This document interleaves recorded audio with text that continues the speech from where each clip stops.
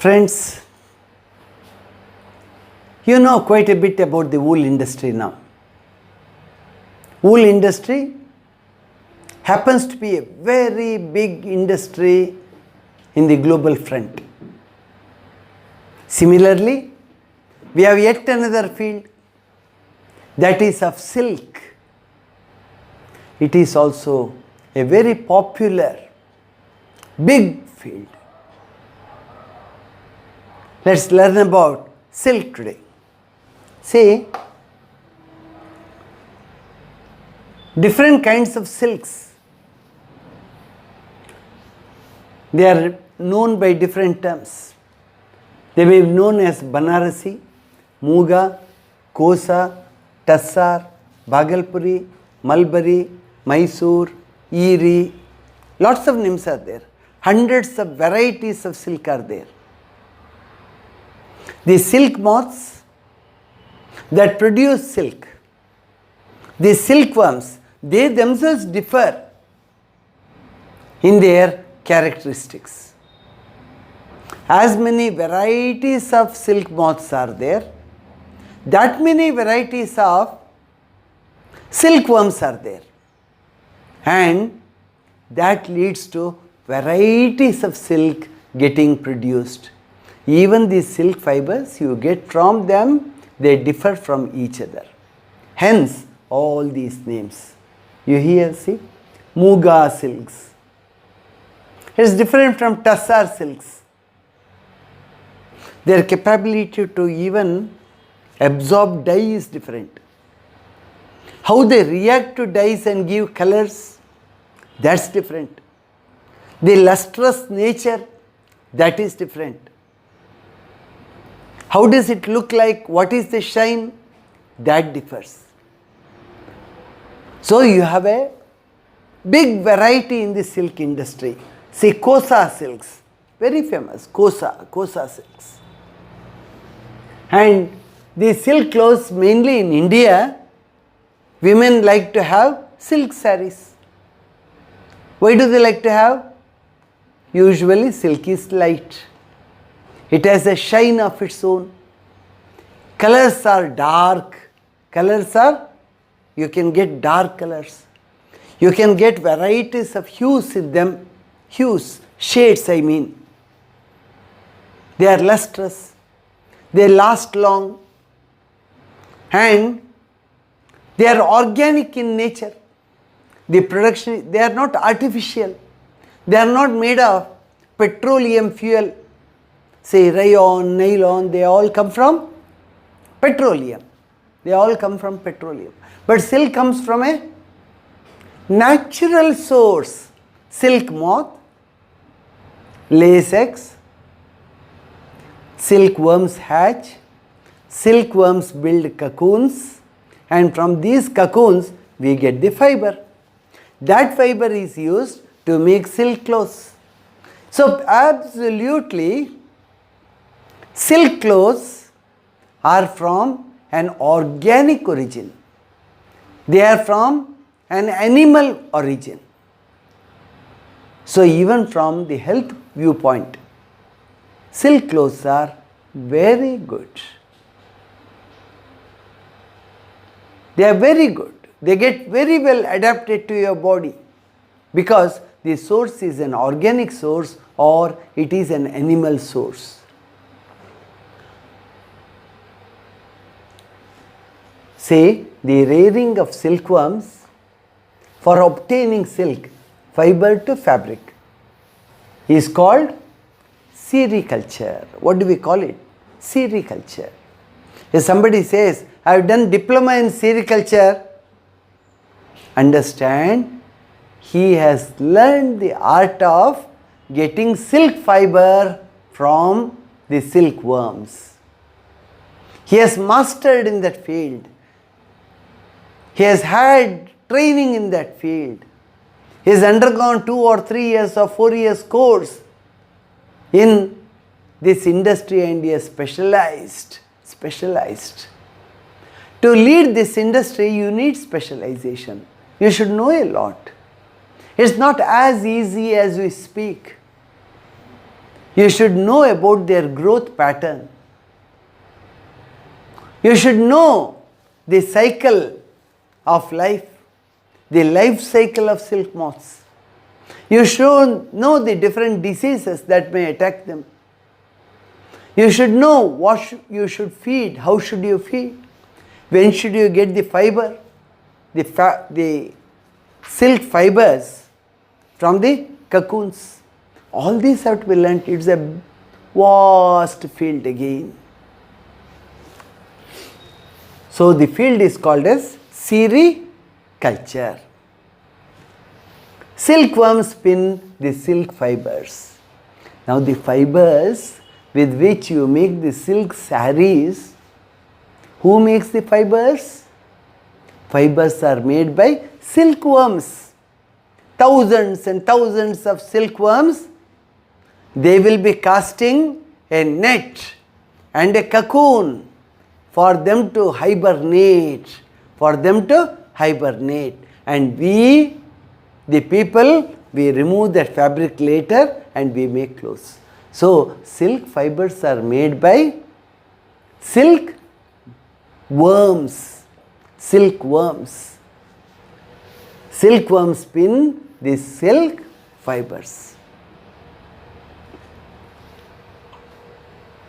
So these are the key aspects. These are the different varieties of silk moths. Next. Now life history of silkworm, silk moth and silkworm.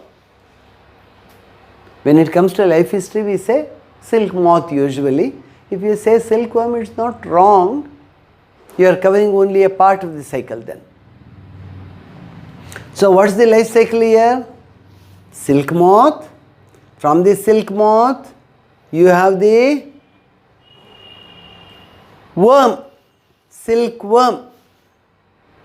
To begin with, they will be small. Later they grow to the size of cigarettes almost. Then they build a cocoon around their body. So silk moth, silkworm, cocoon. From cocoon, the adult fly comes out. The adult fly again, the adult moth again, it lays eggs. This is the life history in a nutshell. The female silk moth lays eggs. It's the normal process. Eggs hatch larvae. The eggs, they hatch and larvae come out. Larvae are the silkworms. The infant stage, they come out. They are also called as caterpillars. These larvae, which are very small, they start eating mulberry leaves. Hippunirale. They eat a lot of mulberry leaves. They grow in size. Day by day they grow in size. And I told you, no, they reach the size of a cigarette.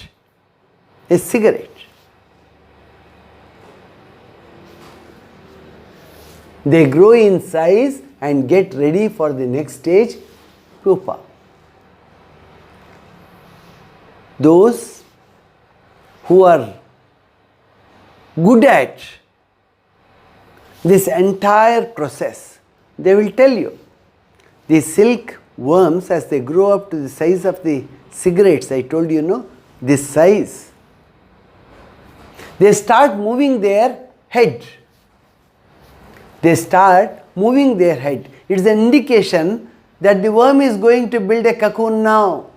It's going to enter the pupa stage. The stage is called as pupa. What it builds around its body is cocoon. From where does it come? It is a fluid that comes from the body of the silkworm. It comes out from the body. It hardens. In the atmosphere, it hardens into a protein. Actually, these fibers are protein fibers. These fibers that come out of the body of the silkworm, they are harder than steel. You may wonder, how can be? We know that steel is very hard. How can the fiber that comes out of the body of a silkworm be harder than that? Scientists have done the studies. You have to take a fiber of silk fiber, which has come out from the body of the silkworm. You have to get a steel wire of the same thickness. Then you have to compare their strength. The fiber that the silkworm has produced wins the contest. That is stronger than steel. The fiber that comes out of the body of the silkworm is stronger than steel. Thereby it's very clear. A silk saree which is woven with those fibers has to be very strong. It won't get just torn like that. Some people keep these silk sarees for 30 years, 40 years, 50 years. The woman may be 70 years. She tells, this is the saree I got when I got wedded.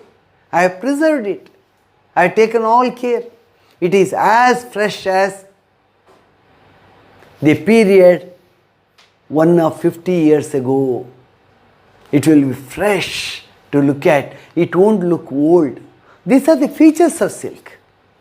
This is what makes silk very popular. Very popular. They grow in size and get ready for the next stage of pupa. See, this is a silk moth. There is a difference between a moth and a butterfly.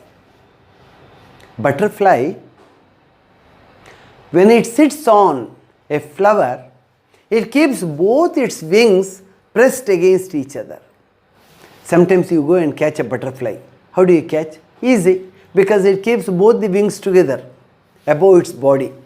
Coolly go and catch it. It gets caught. Should not kill. Killing is very bad. You should leave it. Leave it. Unnecessarily don't catch even. Just look at their beauty. Enjoy. But a moth doesn't sit like that. Moth sits with its wings spread on either sides. See here? The wings get spread on either sides. Butterfly sits with the wings folded on their back. Okay. Number 2. This part, the antennae are there, no? They are hairy. Moth has hairy antenna. But that is butterfly, it is very plain. Antennae are very plain. Number 3. It is a bit hefty. Moth is a bit hefty. Butterflies are slender. The body of the butterfly is very slender. That is, the moth is a bit hefty. Butterflies usually fly during the daytime, but moths are seen at night, during night period. All the moths come out and start flying in the night. Butterflies, they take rest when it's dark, they fly during the day. These are the key differences between a butterfly and a moth. Let's move ahead. Let's see how the cocoon comes into that form. The silkworm weaves a net to hold itself. The silkworm, it comes out of the egg, takes some days to grow up into a thick silk worm. At that time I said it lifts its head and starts moving it. Immediately a sericulturist comes to know, oh, it's time. It's going to build pupa now, cocoon now. The silkworm weaves a net to hold itself. First of all, a simple net around its body to hold itself properly. It should be able to move there. No? It needs a house now. Then it swings its head from side to side in the form of the figure of 8 like this. It starts moving its head like this. The caterpillar secretes fiber made of a protein which hardens on exposure to air. When that protein that comes out of its body gets exposed to air, it hardens. It becomes strong. It is a protein and becomes silk fiber. When it has hardened up, you call it as silk fiber. Soon the caterpillar completely covers itself by silk fibers. It goes on spinning the entire cocoon around its body. And the cocoon gets formed now. Soon the caterpillar completely covers itself by silk fibers and turns into pupa. Now you call that stage as pupa. This covering is called as cocoon. The covering around the body is called as cocoon. Cocoon is made of protein fibers.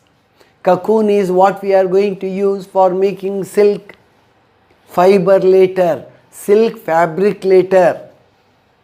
The pupa continues its development inside the cocoon. Now once the cocoon has got formed, the stage is called as pupa stage. The worm will take rest inside. It would have eaten enough mulberry leaves by this time before it enters the cocoon stage. Now it takes rest. As it takes rest, the body keeps on undergoing lot of changes. From the caterpillar stage, it has to evolve and turn into a beautiful silk moth now. So that takes some time. The process continues. The silkworm slowly gets transformed into a silk moth. Where does it happen? It happens inside the cocoon.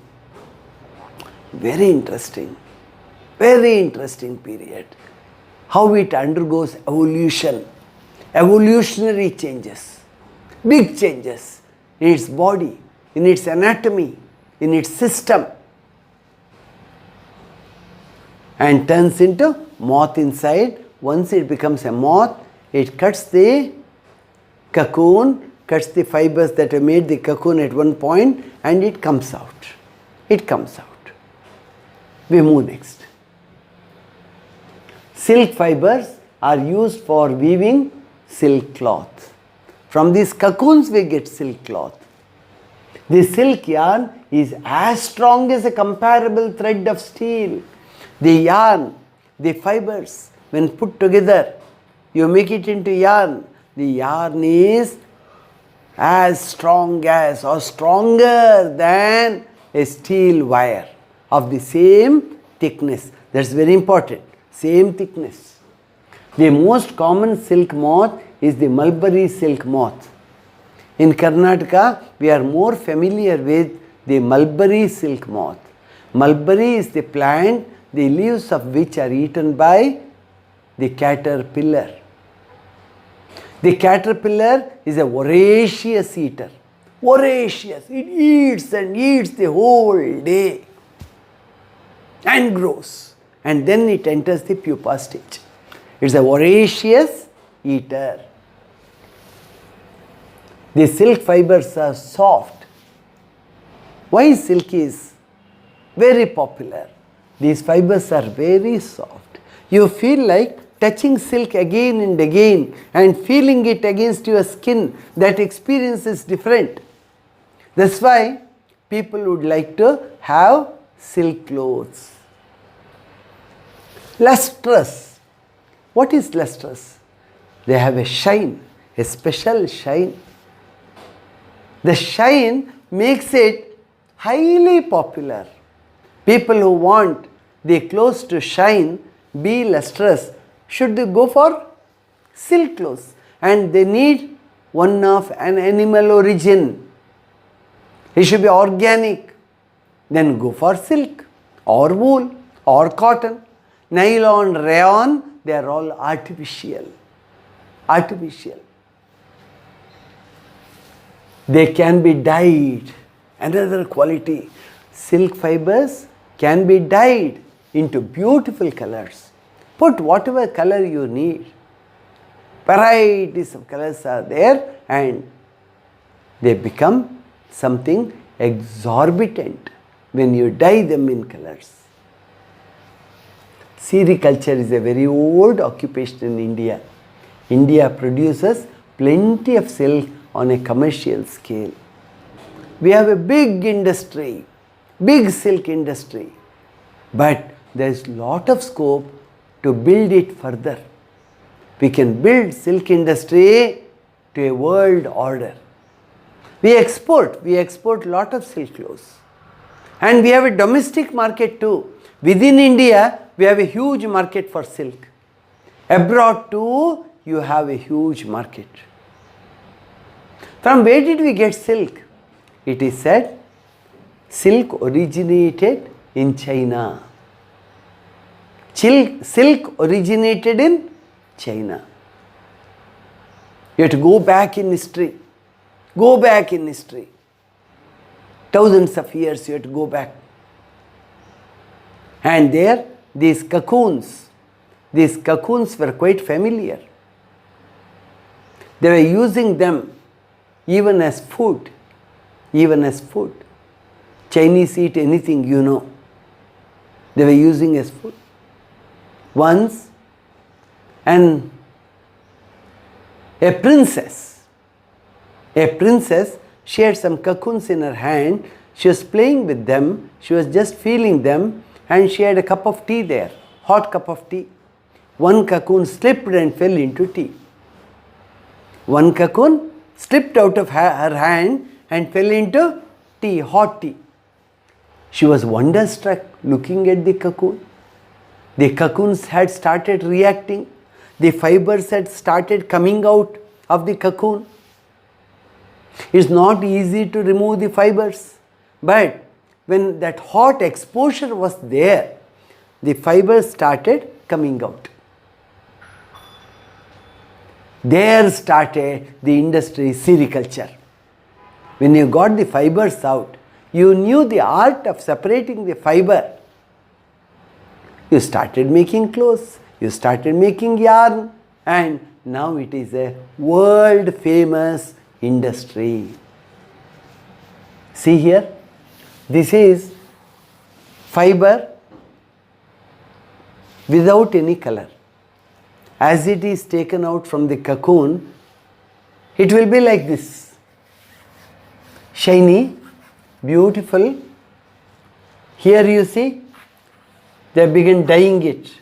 They make spindles of it, dye it in colors. Different colors are there. Here they are straightened up. They put it for drying. They have to dry up, no? Then from these yarn you make scarves, saris. See here, saris.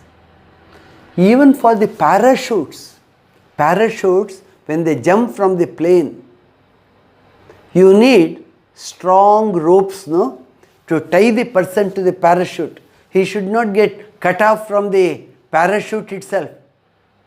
Those ropes are made of silk. Ropes in a parachute, with the help of which that basket or the person is tied to the parachute, and the parachute is made very strong against wind. What is that? It is silk. Remember well. So wherever you need strong fibers, man knows that he should use silk. Silk.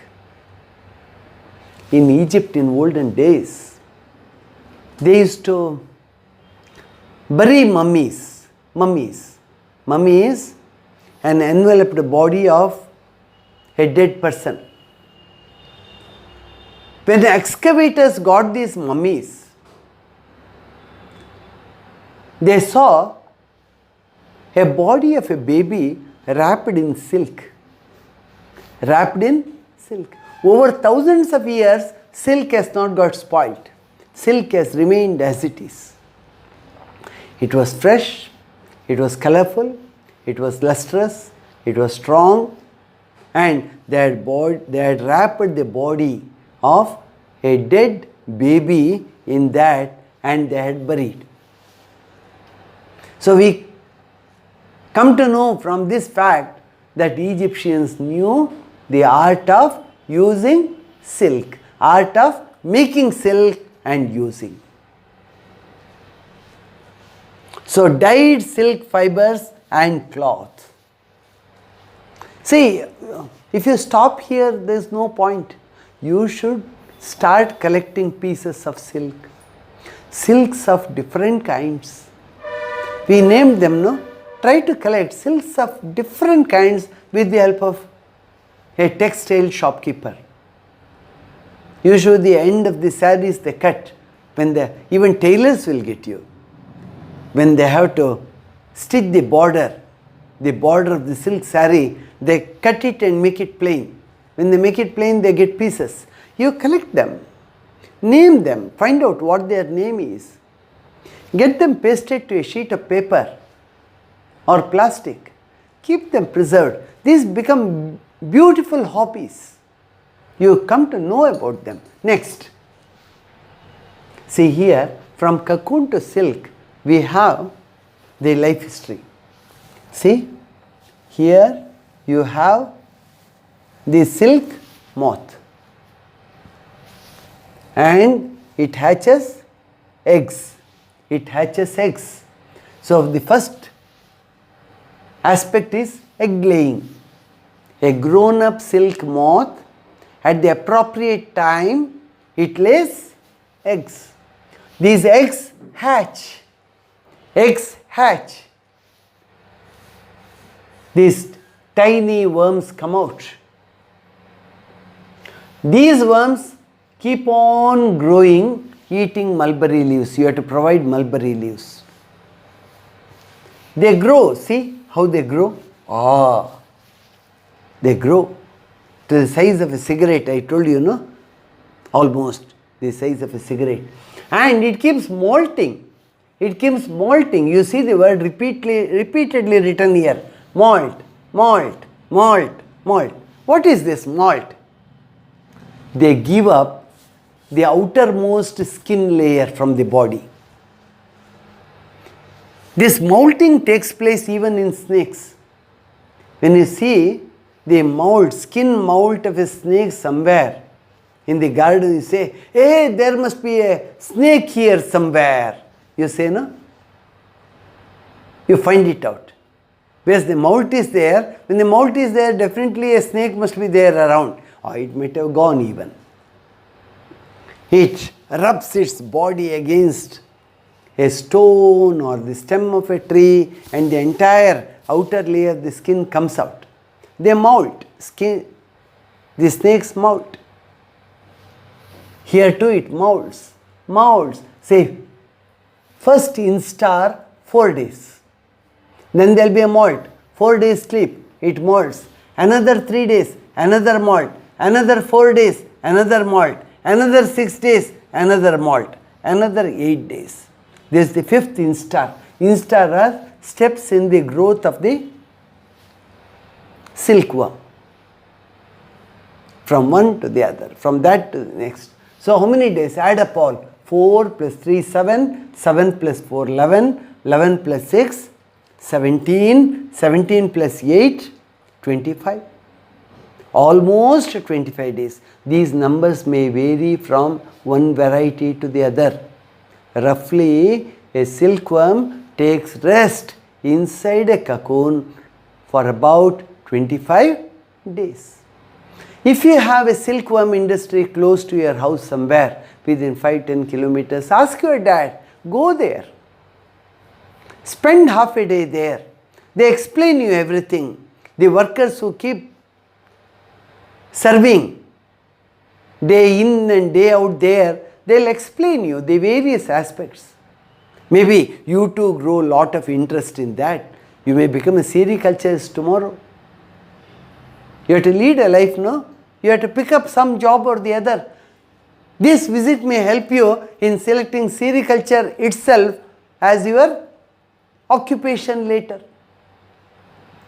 You should go, learn, understand, feel it, spend half a day, come back, make some notes on that, read related literature on that. All these is what you call as academics. Academics make you very wise. See, these are instars. We come to this stage. Now cocooning starts. I said it sways its head from side to side, and the sericulturists come to know immediately. They immediately provide its sticks and this they provide, because it needs some substratum on which it can fix itself and build a cocoon. See, it builds a cocoon. This is called a cocoon. Inside that, 2 days are enough. 2 active days. Hefty work, non-stop work. It builds and the cocoon is ready. It has entered the pupa stage. See, this is called as pupation. It starts with cocooning, 2 days, then pupation. It goes into a sort of sleep. In this stage, it stays for 12 days, a long sleep. In these 12 days, it undergoes lots of changes in its body structure, and it turns into a beautiful moth. The moth comes out of it. Once the moth comes out, the cocoon is spoilt. It cuts all the fibers and comes out. So you get cut pieces now. One single long strain you don't get. Did you follow? One long strain you don't get, because the cocoon breaks open because of the action of the worm inside, the moth inside. It wants to come out and become free. It cuts all the fibers. So if you want to get a long strain, you have to act before the moth comes out. It has to be put in boiled water or hot air. Different processes are there, and you have to remove the fiber. There's yet another method. Lots of people don't want to use that fiber got from the live cocoons. Worms die. How shall we use? We don't want to use. We don't want to kill worms, silkworms, for our beautiful clothes, lustrous clothes. No, we don't want to do that crime, some people say. So what is done for them? The moths are allowed to come out. The fibers get cut. They don't mind. With the cut fibers, they make clothes. With the cut fibers, clothes are made. Fabric is made. It is called as ahimsa silk. Without doing any himsa, you have procured it, no? Ahimsa silk. If you ask in cloth shops, silk cloth shops, ahimsa silk, if you say, they will send you to a separate table. They are ahimsa silk. You can't make out. You and I cannot make out. But they are not made of continuous fibers. They are made from cut fibers. They are joined and made. So ask for ahimsa silk when you go to a silk shop next time and find out how they are. How they are. Okay, next. Now, a female silk, see silkworms here? These are mulberry leaves, green leaves. Initially you don't feel like handling them. Ah, worms you say. But those sericulturists will take them in their hand and show. They will all be crawling. They don't bite you. Get that experience. Make them move about on your hand and see how do you feel. They don't do you any harm. A female silk moth lays hundreds of eggs at a time, carefully, on strips of cloth or paper and sold to silkworm farmers. That's one stage. You make the silk moths lay eggs. At that stage itself, the eggs are transferred to farmers. So your job is only to make them lay eggs and sell them in the market. You can stop there. You can move to the next stage. The farmers keep eggs under hygienic conditions. The room can't be dirty. With bamboo you make all the baskets. They all have to be very, very clean. Just like a clean hospital, you have to maintain cleanliness. Keep eggs under hygienic conditions and under suitable conditions of temperature and humidity. Temperature has to be maintained. Sometimes they do air conditioning in the room where they are made to grow. Humidity, water content, moisture content should be there in the air. So temperature, humidity, hygienic conditions are a necessity. You can't grow, they won't grow just like that. The eggs are warm to a suitable temperature for the larvae to hatch from eggs. The eggs have to be maintained at the required temperature. And you find the larvae coming out. They are going to be the future silkworms. The larvae come out. This is done when mulberry trees bear a fresh crop of leaves. Now you have to adjust it to the availability of mulberry leaves in the market. Or if you have a mulberry farm, you get mulberry there, mulberry leaves, you have to watch out for the period when the mulberry leaves you get in plenty. When you get plenty of mulberry leaves. Otherwise, what will you make these larvae feed? Larvae come out, they don't eat any other leaf. They want mulberry leaves. You don't get mulberry leaves. What will happen?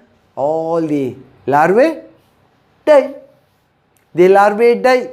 So you have to adjust eggs here, keeping them at a suitable temperature, and larvae are going to come out next. You should be there ready for getting dispatches of mulberry leaves into your lab, into your industry. There should be a continuous supply now because they eat plenty in plenty over the next few weeks, isn't it? This is done when mulberry trees bear a fresh crop of leaves. Green leaves they should be able to bear. So you will have mulberry farms specially for that. 1 acre, 2 acres, 4 acres you grow mulberry leaves. You have to cut the leaves, bring it here to the industry and make them get fed on them. The larvae called caterpillars. Caterpillar is another word. Caterpillar or larvae or silkworms. Now you call them as silkworms. Eat day and night. Without a stop, they go on eating. That's why I said voracious eaters. Voracious eaters. Like demons they eat. Eat and eat. And increase enormously in size. The small larvae become cigarette-like in size within days. It's a beauty to see them growing. When they reach that stage, it is time for the pupa to get ready now, cocoons. So the sericulturist will wait and check whether they are ready by looking at their heads. The moment they start moving their heads, it's clear. Oh, time has come. These will build the cocoons. The larvae are kept in clean bamboo trays. Bamboo trays. You don't use metallic trays. You need bamboo trays along with freshly chopped mulberry leaves. Get mulberry leaves, chop them and put them in these bamboo containers and the larvae start eating them. Look here now. Cocoons. See? Thousands and thousands of cocoons there. All these are cocoons. And cocoons, they are taken to the market. There they are sold in places near Mysore, surroundings of Mysore. You have a big cocoon market. These cocoons, before they hatch, there are ways of checking, verifying. You have to decide as to when you should put them in boiling water, no? So you have to decide. You can sell them in kgs. They see to the quality of the cocoons, they decide, and different kinds of qualities, they have different rates, you can sell. The caterpillars, after 25 to 30 days, they stop eating and move into a tiny chamber of bamboo in the tray to spin cocoons. They move into tiny chambers. Into each chamber one enters. There are special kinds of trays which will have lots of these special chambers. Small racks or twigs may be provided in the trays to which cocoons get attached. They need some substratum, some solid material to attach themselves. The caterpillar or silkworm spins the cocoon inside, which develops the silk moth. Once the pupa is ready, it undergoes transformation to become a silk moth. The process of taking out threads from the cocoon for use as silk is called as reeling the silk. It's another big art. Without getting the fiber cut, the thread should not get cut. You should be able to take out the thread. It is an art in itself. You have machines for that. See here, this is reeling of silk. It goes on turning, and from the cocoon it draws out the fiber. See here, many are there such. After you get spindles like this, they have been placed here. From this, they will get them wound into spindles, beautiful spindles. That goes into the market, where silk clothes are made. There are people who start from eggs and end up at this point. The entire part they cover.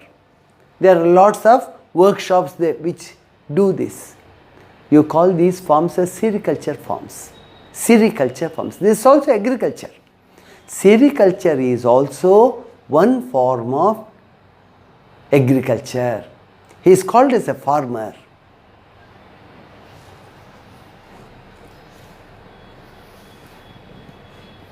The process of taking out threads from the cocoon for use as silk is called reeling the silk. You make a reel, something you wind round, you call it a reel, no? Reel, cotton reel, silk reel. Reeling is done in special machines which unwind the threads or fibers of silk from the cocoons. Neatly they remove the entire fiber intact in one piece. It runs into meters and meters of length, each cocoon that is collected. And that is reeled, and then you use it for the next stage. Once spindles are made, you move into the process of making the silk cloth, dyeing them, then weaving the cloth. It can be in hand mills, or it can be in machines, big machines operated with the help of electricity. Thank you.